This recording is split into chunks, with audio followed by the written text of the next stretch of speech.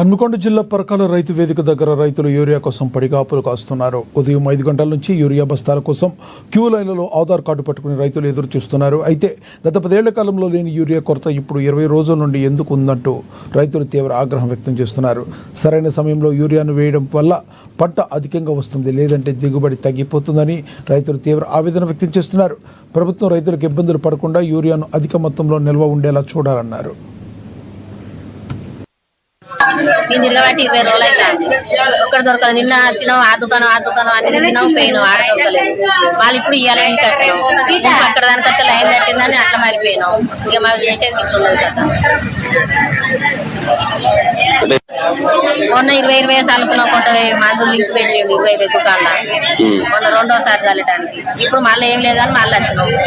20 రోజులు అటు తిరిగితే మొన్న లైన్ బాగా తట్టి గాలి కవర్ అవుతుందని పోయినాం. మళ్ళీ ఇప్పుడు మళ్ళీ వచ్చినాం. మరి మళ్ళీ ఏమవుతుందో తెలియదు. ఇప్పుడు తిరిగి బట్టి 20 రోజులకి ఎక్కువనే అవుతుంది. 2 ఎకరాలు ఉన్నాయి కానీ పిండి బట్టలు వచ్చింది చేస్తున్నారు. రోజు వచ్చుడు పోవుడు ఏ పని చేసుకున్నా అంటే పని అయితే